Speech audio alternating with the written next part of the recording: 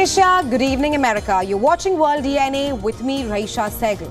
On the show today, Russia has arrested 11 people, including 4 gunmen suspected of carrying out the attack at a crowded concert venue in Moscow. Russian President Vladimir Putin has accused Ukraine of preparing a window to help the suspects escape. Meanwhile, Kiev has denied any kind of wrongdoing. However, there are questions being raised if Russia ignored US extremist warning on 7th of March. We'll of course be tracking that a lot more on World DNA, but first, the headlines.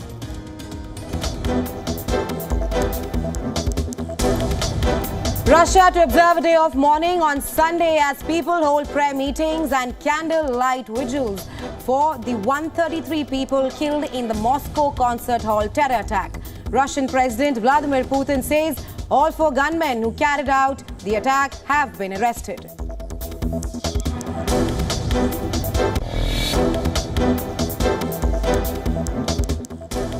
On a visit to Rafah, UN Secretary General Antonio Guterres renews call for ceasefire in Gaza and access to humanitarian aid across the Strip. This as Israeli forces intensify military operations around Al-Shifa hospital in Gaza, claiming 170 people have been killed.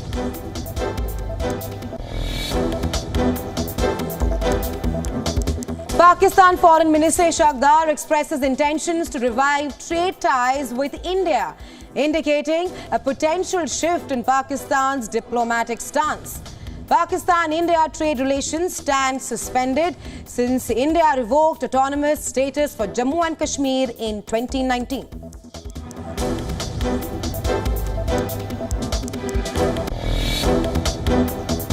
Delhi Chief Minister Arvind Kejriwal's Aam Aadmi Party to stage demonstrations against his arrest across the capital on Sunday. Delhi High Court will not hear Kejriwal's plea against his arrest till the 27th of March, that is after the holy break.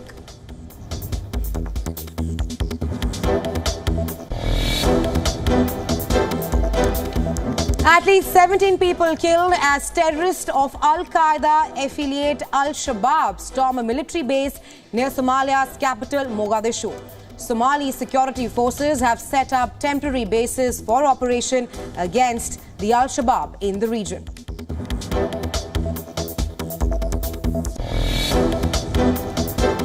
Sydney to London to New Delhi, monuments in cities across 190 countries switch off lights to mark Earth Hour, an annual message to conserve energy and raise awareness on climate change.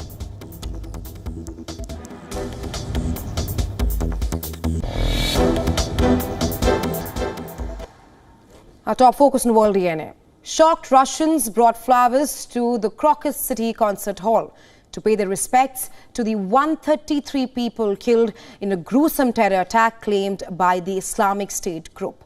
Candles and flowers were laid in memory of the victims at monuments across Russia and at Russian embassies abroad. Mourners hung flowers on fences and piled them on the ground. And that is at a short distance from the concert hall, where gunmen opened fire on a crowd and set off explosives that started a huge fire. Amid the grief, firefighters pulled bodies from the rubble and worked to put out the flames. There are fears that the death toll may rise further. The attack happened just days after Russian President Vladimir Putin cemented his grip on power. In an address on Saturday, Putin said that the authorities detained a total of 11 people in the attack. Russia said all 4 gunmen suspected of carrying out the shooting had been arrested. Putin said that the killers were trying to escape to Ukraine and vowed strong action, even as Kiev denied any involvement in the attack. Putin did not mention the Islamic group in his speech to the nation. I can now say the following. All 4 of the actual performers of the act of terror, all those who shot and killed people, were found and detained. They tried to hide and were moving in the direction of Ukraine. There, according to the preliminary data, they had a crossing of the border prepared from the Ukrainian side. On the other hand, Kiev accused him and other Russian lawmakers of falsely linking Ukraine to the assault to stoke fervor for Russia's war in Ukraine.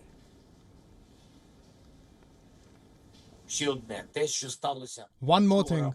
What happened in Moscow yesterday, it is obvious that Putin is trying to find someone else to blame.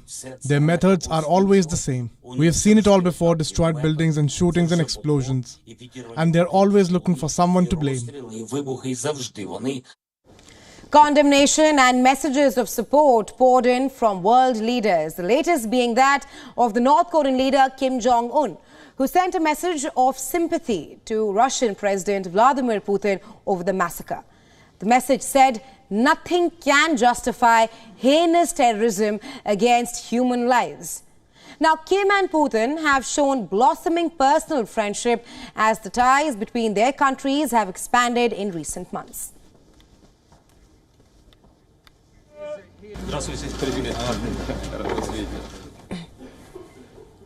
Well, a day after this horror, Russia is observing a day of mourning across the country. And as they do, I will now take you through the deadliest attacks carried out on Russia in its recent past. 7 years ago, on the 3rd of April, a blast in subway tunnel in St. Petersburg killed 14 people, while at least 51 people were injured. Meanwhile, in 2013, on December 29th and 30th of 2013, 2 suicide bombers killed 34 people in the southern Russian city of Volgograd. The bomb attacks on Volgograd's railway station and a trolley bus just before New Year shook the entire country. 2 years before that, on January 24th, 2011, and this attack took place at Moscow's Domodedovo airport. Well, that suicide bombers killed more than 30 people, while more than 100 people were reportedly injured. Moving on March 29th, 2010, terror returned to the heart of Russia again in Moscow, where 2 deadly suicide bombings on Moscow subway stations during rush hour. That attack killed 40 people in the year 2010. Meanwhile, on November 27, 2009, a powerful bomb derailed a speeding express train halfway between Moscow and St. Petersburg, killing at least 26 people and wounding nearly 100. According to reports, the Nevsky Express that was carrying 600 passengers from Moscow to St. Petersburg, they were traveling at 200 kilometers per hour when an explosion hurled 3 rare cars off the tracks. While on 21st of August 2006, that is during the morning hours, a bomb blast tore through a Moscow market again. According to reports, at least 10 people were killed, while 31 were said to be injured.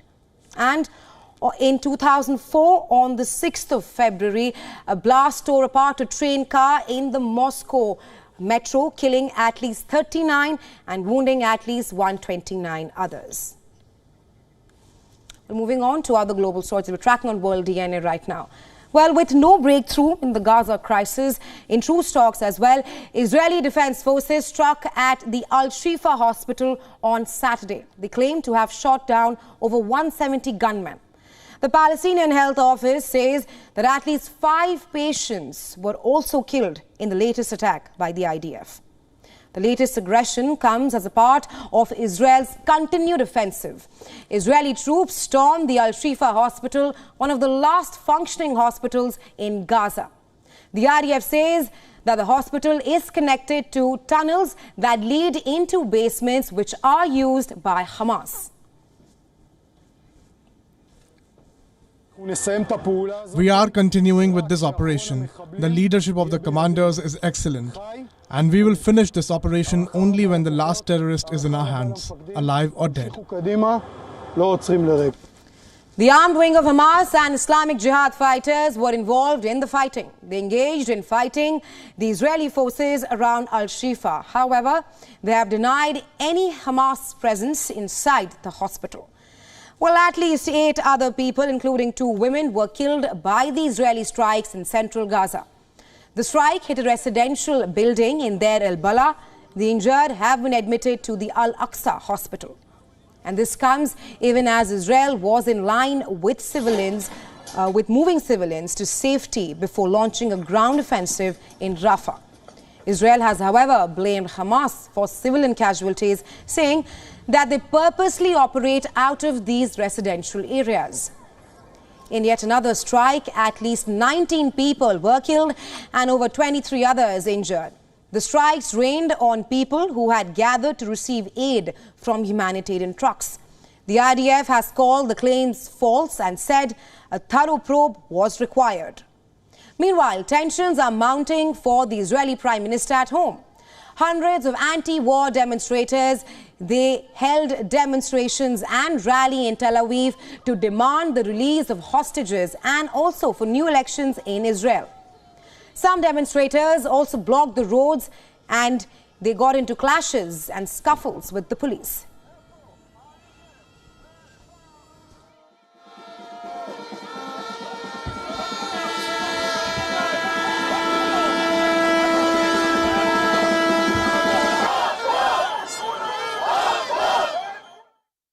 Our leadership is isolating Israel from its peers, from its other countries who are as liberal, as democratic as we used to be, in order for them to stay in power, and consequences be damned.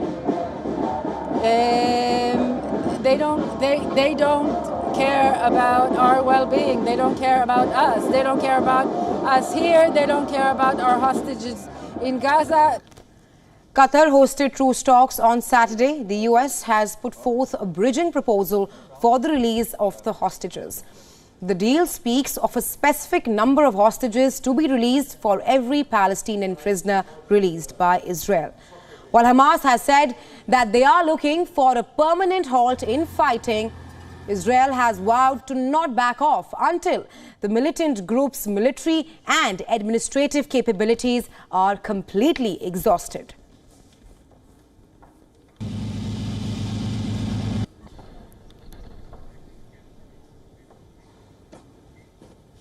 In other global news, tensions between Texas troopers and migrants escalated on the US side of the border near El Paso. The Texas troopers fired non-lethal projectiles into a crowd that was attempting to dismantle razor wire barriers. Texas has ramped up efforts to fortify the border in recent weeks. On Friday, they erected a second fence on the border and deployed a group of riot police to stop the migrants. Well, earlier last week, a U.S. appeals court began hearing arguments on continuing to block a Republican-backed Texas law. Well, the law would empower state authorities and officials to arrest and prosecute migrants for illegally crossing the U.S.-Mexico border. The dispute over the Texas law is one in a series of legal battles between Republican state officials and the Biden administration, and that is over the state's ability to police the border.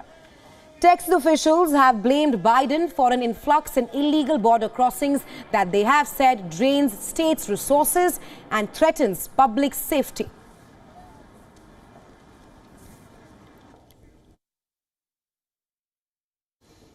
And now shifting our focus to Pakistan, a nation that is currently dealing with the worst economic crisis in its history. And it is now apparently mulling reviving trade ties with India.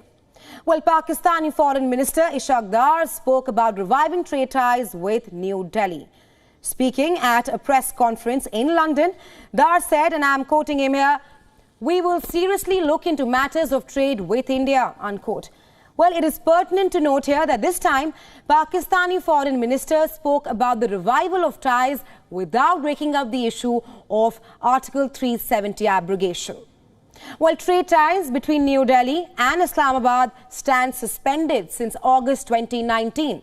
Dar also laid emphasis on implementing a 5-year roadmap to put Pakistan on the track of economic progress and also ease the price rise in order to lessen difficulties for the people in Pakistan.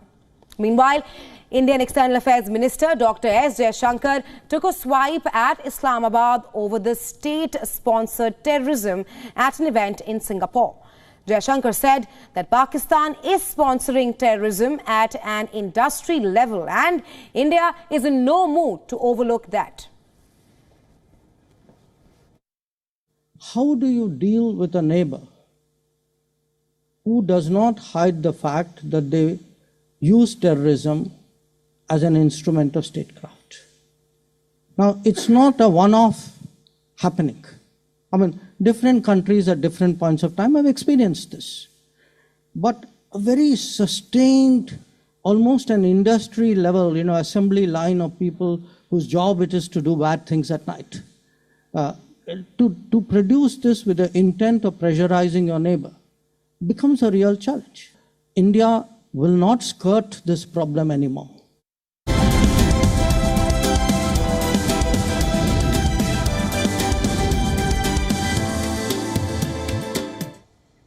Well, climate change is real and it has a huge economic cost. A new research suggests that climate change is likely to have a greater impact on food prices, leading to higher inflation, and that's not good news for global central banks that are trying to tame inflation. Our next report tells you more. Take a look.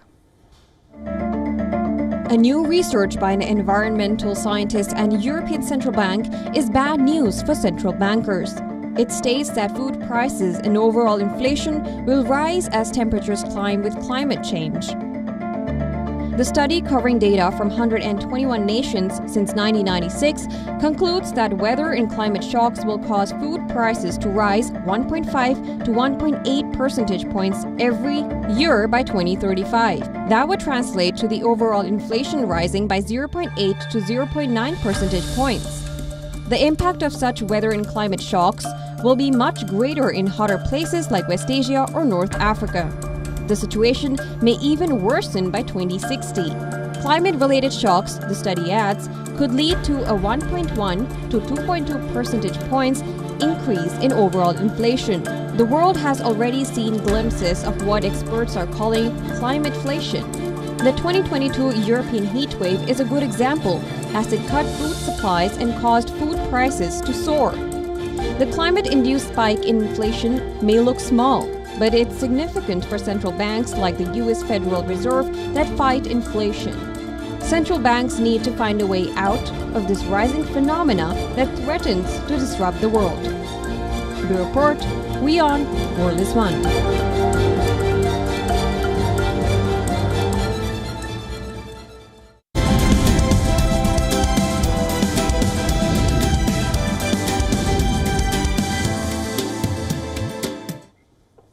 And over to some cricket action now.